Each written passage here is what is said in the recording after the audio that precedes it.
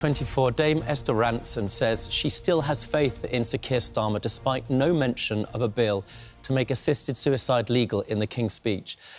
Her family hope to have an update from the Prime Minister on their campaign within the next 100 days. Well, we will speak to her daughter, Rebecca Wilcox, in just a moment. But first, here's what Dame Esther, who has stage 4 lung cancer, said to Susanna on the current laws on assisted dying when she spoke earlier this year. I had 3 deaths that happened very soon after each other. There was Desi, my husband, there was my mother, and there was our dog. And there's no question that our dog had the best death. We discovered he had cancer, and before the symptoms got painful, we put him to sleep. We can offer our beloved pets a pain-free death, and we can't offer it to our beloved family. Now, Dame Esther's daughter, Rebecca Wilcox, joins us now. Rebecca, firstly, how is Mum? Well, it's the impossible question to answer. One, because she is quite private, and two, because as anyone knows who lives with a terminal diagnosis, you live from scan to scan. She's on this miracle drug, which seems to be working. We don't have any long-term data for how long it will work, but at the moment it's working.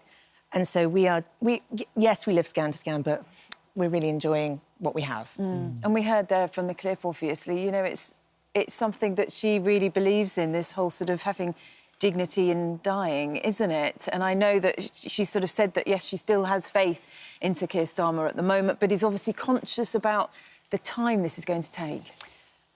So we feel like we're living in an hourglass and the sand is pouring on us, and there will come a point where our heads are no longer above it.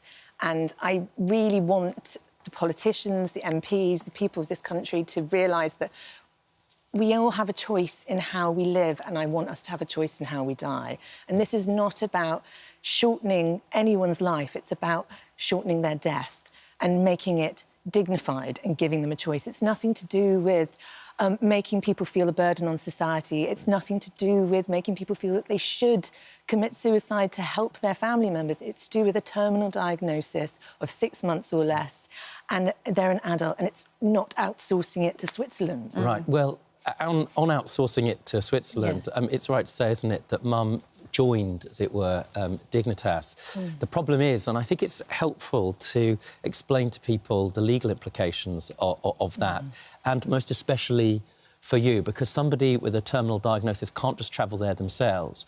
So it's not them that's committing the offence, it's ultimately you who is criminally culpable.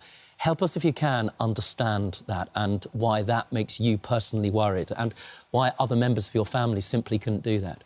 They just simply couldn't do it because the risk of prosecution, whilst only 3 people were convicted last year, you face up to 2 years of investigation, which is an impossible scenario when you're going through the worst moment of your life, because the person you have accompanied is clearly somebody you massively care about.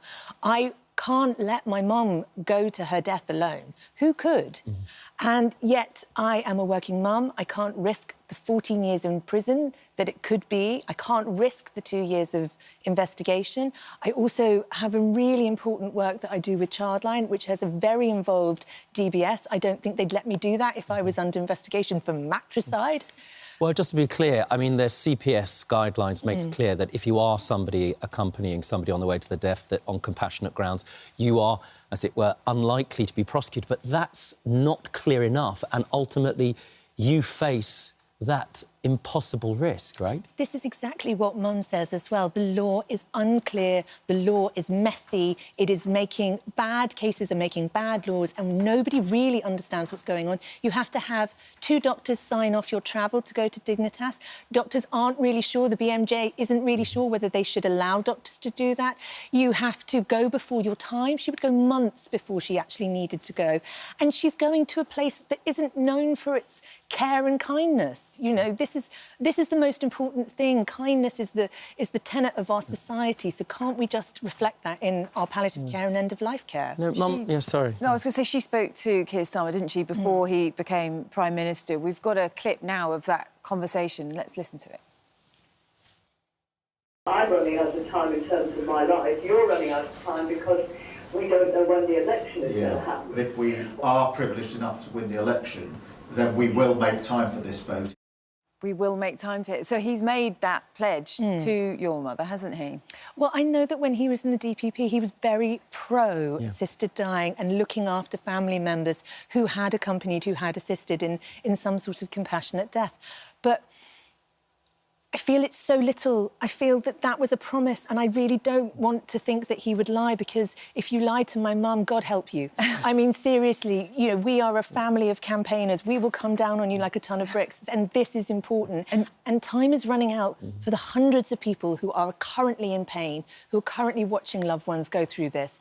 It is really important that it happens now. And you must have been disappointed that it wasn't in the King's speech. Really disappointed.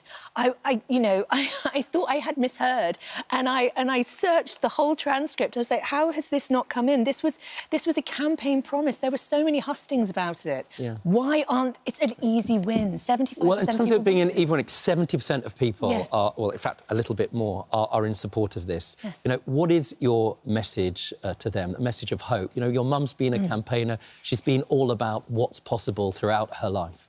Well, can we please make this possible for her? This is her last great wish for her own sake and for everybody else going through this. Can everybody please write to their MP and say, let's call for a free vote. Let's get this passed. The legislation is there that will protect the vulnerable. We know how to do this. Sorry, I find it very difficult to talk about this and not get wound up, because I don't want her to go through painful death. I don't want my memories of her to completely be dissolved by pain and agony in those last few days. So write to your MP, ask them for a free vote. Let's get a really kind law passed that gives people choice. Well, I think your mum's voice through you will have been heard. Now, if you've been affected by any of the issues we've been discussing, you can find advice on and support at itv.com/helplines. And Rebecca, just to say thank you so much for coming in. And, you know, obviously we know how much it means to you, and your mum must be very proud, sorry, that you're continuing to speak I'm out not supposed to move in her name over this. God, you two are too nice. Thank you. Anyway, while we're doing